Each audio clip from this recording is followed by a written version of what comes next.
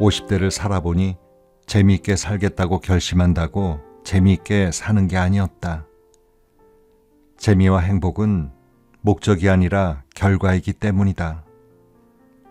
하다 보니 재미있고 하다 보니 행복한 것이지 재미있게 살겠다고 힘을 주면 재미없는 삶이 된다. 오늘 하루만 살자는 마음으로 내 마음이 가는 대로 말하고 움직이는 삶. 물질적인 부를 남과 비교하지 않고 내가 말하고 움직이는데 걸림이 없을 정도면 고마워하는 삶은 잘 죽기 위한 1등 상품이다. 오늘만 살며 재미를 느끼다가 가볍게 세상 소풍을 마치고 싶다. 책 읽는 다락방의 제입니다. 100세 시대를 염두에 두면 나이 50은 인생의 절반을 살아온 거고 앞으로 50년을 더 살아가야 한다는 얘기가 됩니다. 하지만 실은 그냥 반이 아니라 전반부를 어떻게 살아왔는가가 후반부의 삶의 모습에 큰 영향을 주죠. 나의 지난 50년은 어땠었나 생각해보면 즐거웠던 때보다는 고통스러웠던 기억들이 더 많았던 것 같습니다. 사회생활도 인생도 대체로 그렇지 않았나 싶은데요. 이미 그렇게 살아버린 인생을 두고 후회한들 탓을 한들 무슨 소용이겠어요? 앞으로 잘 살아가면 될 일입니다. 오늘 소개해드릴 책은 50. 나는 재미있게 살기로 했다인데요. 사회복지학 박사이면서 가족상담 전문가인 이서원 소장이 쓴 책입니다. 몇 년 전에 이 소장의 스승인 이근우 교수와 어떻게 살 것인가와 어떻게 관계 맺을 것인가를 주제로 서로 나눈 대화를 재구성해서 책으로 펴낸 마음대로 안 되는 게 인생이라면을 소개해드려서 여러분께 많은 사랑을 받은 적이 있었는데요. 이번에 펴낸 책도 아주 재밌게 또 많은 공감을 하며 읽었습니다. 책 서두에 있는 이근우 교수의 추천의 말이 참 인상적이어서 먼저 소개를 해드릴까 합니다. 사람의 일생은 고통과의 싸움이다. 고통이 선행되지 않는 즐거움은 진정한 즐거움이 아니었다. 이런 고통을 즐거움으로 바꾸려면 자신만의 인생 공식이 필요하다. 이서원 교수는 나의 제자이기도 하지만 나의 스승이기도 하다. 나는 이 책을 읽으면서 인상적인 구절 하나를 발견했다. 50 전까지는 남의 얼굴로 살았다면 50 이후부터는 나의 얼굴로 살아야 한다는 구절이다. 여기서 나의 얼굴은 주체성을 의미한다. 주체성을 가지고 이타적인 삶을 사는 것과 주체성이 없이 이타적으로 사는 것은 모양은 비슷하지만 근본적으로 다르다. 자기 자신의 얼굴로 살 수만 있다면 즐거운 삶이다. 자신이 삶의 주인공이 되어야 한다는 이 책의 이야기는 고통을 즐거움으로 바꾸는 저자의 인생 공식이다. 고통을 당할 때 사람들의 반응은 크게 두 가지다. 지푸라기라도 잡고 극복하려는 사람과 아예 고통에 짓눌려 포기하는 사람이다. 바라건대 많은 독자가 이 책과 인연을 맺어 고통을 즐거움으로 바꾸는 자신만의 재주를 통찰했으면 한다. 이렇게 쓰셨네요. 프롤로그에 있는 저자의 글에 또 이런 얘기가 있습니다. 50 이전이 남의 이유로 남의 삶을 사는 시간이라면 50부터는 나의 이유로 나의 삶을 사는 시간이다. 20대에 남들이 감탄하는 가장 예쁜 옷을 입었다면 30대는 남들과 다른 개성 있는 옷을 입었고 40대는 나에게 가장 어울리는 옷을 입었다. 비로소 50이 되자 남의 시선에서 자유로워져 내가 가장 좋아하고 나에게 가장 편안한 옷을 입게 되었다. 50은 남이 아닌 나로 나에게 다가서는 때다. 남의 삶을 숙지하듯 살던 일상에서 나의 삶을 축지하듯 사는 황금기다. 언제로 다시 돌아가고 싶냐는 질문을 받을 때면 나는 생각한다. 나는 돌아가고 싶은 게 아니라 나아가고 싶다. 나에게 50은 인생이 선물하는 두 번째 봄이기 때문이다. 나만의 두 번째 맞이하는 봄 이야기를 나누고 싶다. 두 번째 봄은 남들의 시선에서 나의 시선으로 나와 사람과 세상을 스케치하는 것으로 시작해 나만의 색으로 내 일상을 채색하는 것으로 물들어간다. 내가 나로 물들어갈 때 곁에 사람도 물들어가는 것을 본다. 모든 잎들이 꽃이 되는 계절인 가을은 두 번째 맞이하는 봄이라고 노래한 건 알베르 까뮈였다.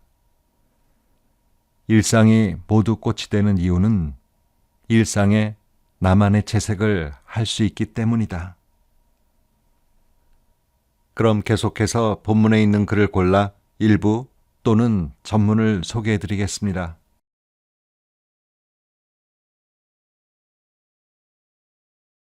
남의 얼굴을 벗고 나의 얼굴을 찾아야 한다. 코를 높여도 될까요? 내가 진행하고 있는 라디오 프로그램에는 크고 작은 일로 고민하는 청취자의 사연이 들어온다. 어느 날 코를 높여도 되겠냐는 제목의 사연이 왔다. 나는 마음껏 높이라고 했다. 코를 높이고 내리고는 자기 마음이고 선택이기 때문이다. 그러면서 사연을 보낸 청취자에게 질문을 던졌다. 세상에 있는 동식물 가운데 자기 모습을 바꾸려 하는 것들이 있을까요? 민들레는 들국화가 되려 하지 않고 고양이는 개가 되려 하지 않는다. 모든 생명체는 하늘에서 받은 작품이다. 그것을 세상 기준에 따라 바꾸는 순간 제품이 되고 만다. 내 얼굴을 가꾸면 작품이 되지만 바꾸면 제품이 된다. 얼굴만 성형하는 것이 아니다. 살아가는 방식도 마찬가지다. 세상이 아름답다고 말하는 기준에 맞춰 사는 것이 성형수술이라면 세상이 가치 있다고 말하는 기준에 맞춰 사는 것이 삶의 성형이다. 성형수술이 세상이 아름답다고 말하는 기준에 맞춰 신체 부위를 고치는 것이라면 삶을 성형하는 것은 세상이 가치 있다고 말하는 기준에 맞춰 사는 것이다. 몇 해 전 이른의 노신사가 불면증을 호소하며 상담실을 찾아왔다. 어린 시절부터 저는 부모님 말씀을 잘 들었습니다. 학생 때는 공부를 열심히 해야 한다고 해서 노력했고 이름난 대학에 들어갔죠. 그러고 나니 결혼하라 해서 선을 봐서 결혼했고 결혼하면 아이가 있어야 한다고 해서 자식들을 낳았습니다. 또 안정된 직장에서 돈을 벌어야 한다기에 최고의 자리에 오를 때까지 일해서 돈을 벌 만큼 벌었습니다. 그러시군요. 남들 입장에선 충분히 잠이 잘 올 것 같은 부러운 삶을 사셨는데 선생님은 잠을 못 이루시네요. 그렇게 잠이 안 올 때는 어떤 마음이 드십니까? 나에겐 왜 평생 설레는 일이 없었는지를 되묻고 있습니다. 20대부터 50년 동안 스스로 이렇게 계속 질문하고 있어요. 지금 내가 뭘 하고 있지? 라고요. 세상이 부러워하는 모든 걸 가지고 있는 노신사가 우울해하고 있었다.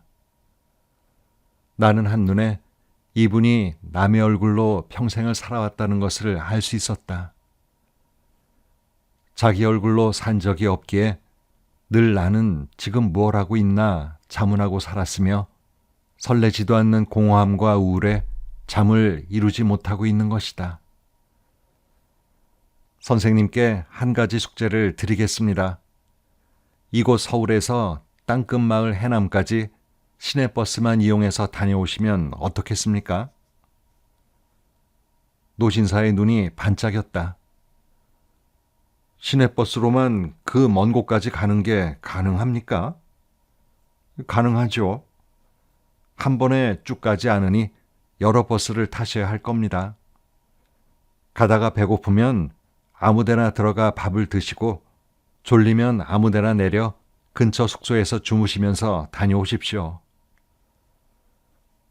보름 뒤 노신사가 상기된 표정으로 상담실에 들어오더니 내 손을 덥석 잡으며 눈시울을 붉혔다. 내 생애 처음으로 설레는 여행을 했습니다. 남에게서 찾은 이유가 아니고 나만의 이유로 자유롭게 여행을 한 건 처음입니다. 그는 시내버스 여행에서 겪은 에피소드를 시간 가는 줄 모르고 털어놓았다.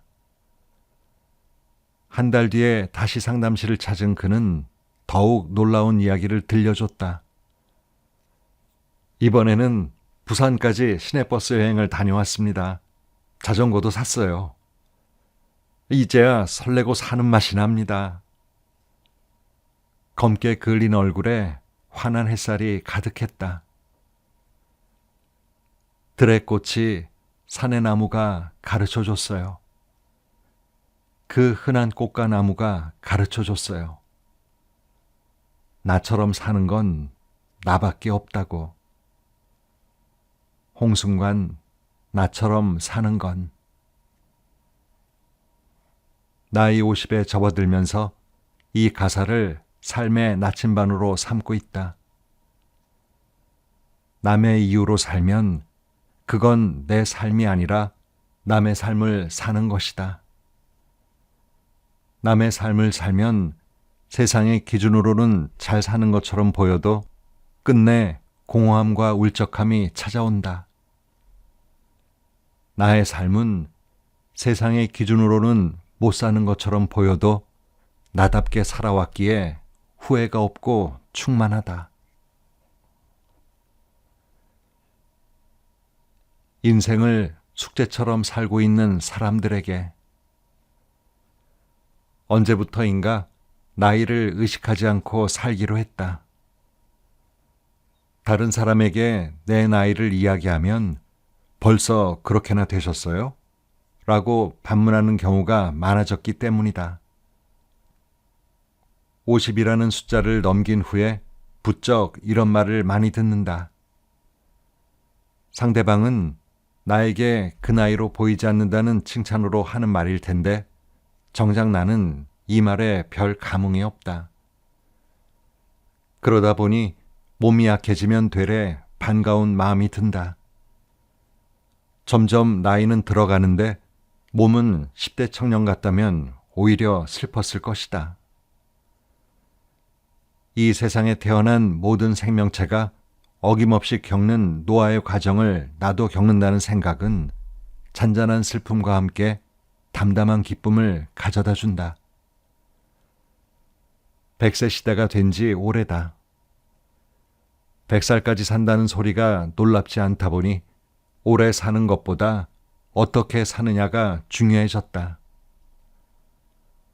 50은 100을 기준으로 하면 절반인 터닝 포인트에 해당한다. 나이 50을 어떻게 해석하느냐에 따라 50 이전의 삶과 이후의 삶에 대한 의미가 달라진다. 사람은 복잡한 존재이지만 크게 나누면 몸과 마음 두 가지로 이루어져 있다. 50을 기준으로 몸과 마음을 생각해 볼 수 있다. 먼저 몸을 생각하면 건강이 꺾이는 시기다. 50 이전까지는 몸으로 산다. 특히 10대와 20대의 몸은 펄펄 난다. 며칠 밤을 새워도 끄떡없고 어디 뼈가 부러져도 금방 아문다. 쉽게 지치지 않아 하나를 마치면 다른 일로 달려간다. 그러다 50이 되면 확연히 달라진다. 감각이 먼저 고장난다. 노안이 오고 입맛은 둔해지며 귀에서 쇳소리도 가끔 들린다. 움직임이 느려지고 밤을 새우면 회복하는데 며칠이 걸린다. 인생은 몸과 마음이 이어달리기를 한다고 생각한다. 50이 되면 여태껏 열심히 달린 몸이 다음 주자인 마음에게 바통을 넘겨준다. 이제는 마음이 달릴 차례다.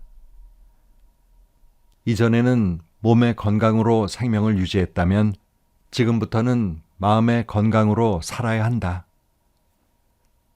마음의 건강을 두 글자로 줄이면 지혜다. 지혜란 어려운 일이 생길 때 가장 적절한 방법을 생각해내는 능력이다. 지혜가 생기면 어떤 일이 일어나도 크게 놀라지 않는다. 좋은 일에도 과하게 기뻐하지 않는다. 좋은 일이 잠시 머물다 떠날 것임을 알고 이후에 힘든 일이 올 수도 있음을 알아서다. 그래서 나쁜 일에도 지나치게 낙담하지 않는다. 시간이 지나면 어쨌든 해결될 것이고 삶에 필요한 배움 하나를 건질 것이기 때문이다. 지난 세월 몸이 주인이고 마음이 시중을 드는 시간이었다면 이제는 마음이 주인이고 몸이 시중을 드는 시간이다. 몸이 주인이 되는 시기에 중요한 감정은 즐거움이다. 맛있는 걸 먹고 멋진 곳을 보고 짜릿한 연애를 하고 익스트림 스포츠에도 도전하면서 몸의 감각으로 느낄 수 있는 즐거움을 만끽하는 시기다. 마음이 주인이 되는 시기의 감정은 잔잔합니다. 특별히 즐거운 것도 괴로운 것도 없이 담담해진다. 50 이전에는 무슨 일이 생겨야 즐겁지만 50 이후에는 무슨 일이 생기지 않아야 편안하다. 행복의 조건이 정반대가 된다. 연극에서 1막도 재미있지만 훌륭한 연극은 2막이 더 재미있다. 연극 1막에서는 내가 세상을 바꾸려고 노력하지만 호락호락하지 않은 세상의 벽에 부딪혀 절망한다. 그러다 2막에서는 세상이 아니라 나를 바꾸려 노력한다. 욕심을 내려놓으려 하고 세상을 향한 적의의 시선을 따스한 포용의 시선으로 바꾸려 한다. 빨리 가던 걸음을 천천히 간다. 삶이 온전해지려면 50 이전에는 즐거워야 하고 이후에는 화평해야 한다. 그러니 50이 되니 몸이 무너진다고 슬퍼할 것이 아니라 마음이 꽃피는 것을 기뻐해야 한다. 바통을 건네주고 받는데 성공했다고 축배를 들어야 한다. 몸의 시대는 가고 마음의 시대가 활짝 열린다고 생각하면 또 다른 삶의 무대가 아름답게 펼쳐지기 시작한다. 내가 30년간 스승으로 모시는 이근우 선생님은 노인은 잘못된 말이라고 했다. 엄마 배에서 나온 순간부터 우리는 노인이거든. 뱃속 시절보다는 더 나이가 든 셈이지.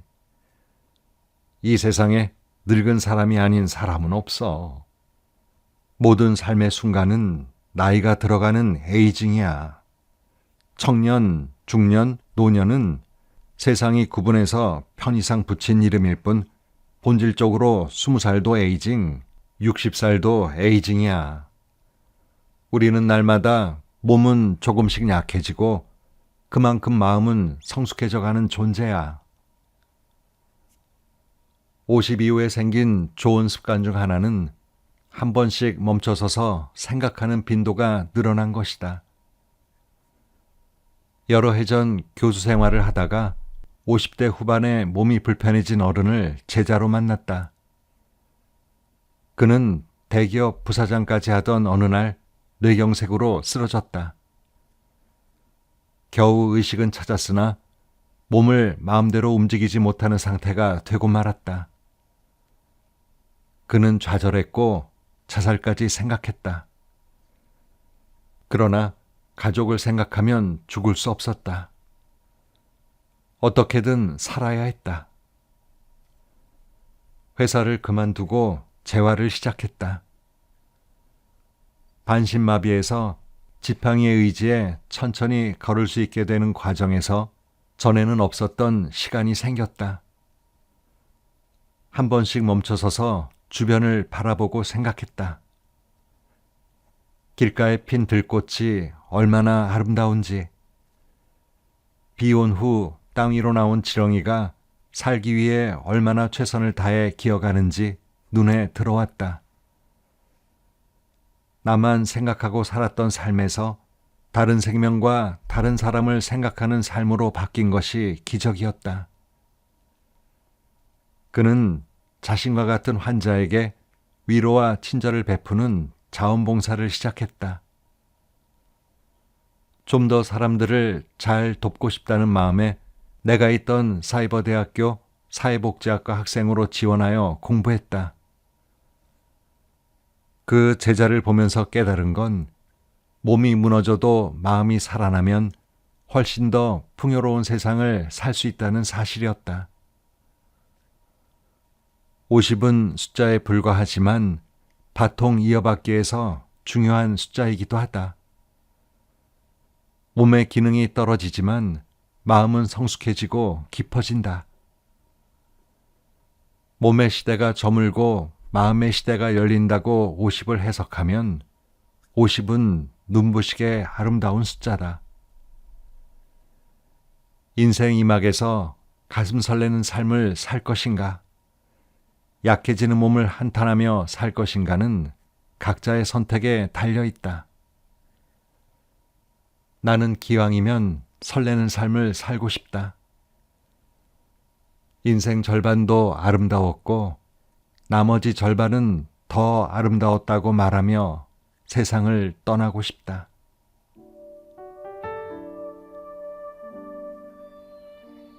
예전에 사하라 사막의 재핀 모래쥐에 대한 이야기를 소개해드린 적이 있었는데요. 모래쥐가 건기를 나는 데 필요한 풀뿌리는 2kg 정도지만 하루 온종일 사막을 헤집고 다니며 10kg이 넘는 풀뿌리를 물어 나르는데 그중 대부분은 썩어버린다고 하죠. 연구에 따르면 모래쥐의 습성은 유전인자에 의해 결정되는데 태생적으로 걱정이 많기 때문이라고 합니다. 고통과 피곤에 시달리면서도 일단 계속 모아놓은 후에야 그제서야 잠든 모래쥐의 모습을 생각해 보면 우리 사는 모습과 겹쳐지는 부분이 있는 것도 같아 마음이 씁쓸합니다. 걱정이 많다 보면 사는 재미가 그만큼 줄어든다는 거 여러분 다 아시죠? 오늘도 좋은 하루 보내세요.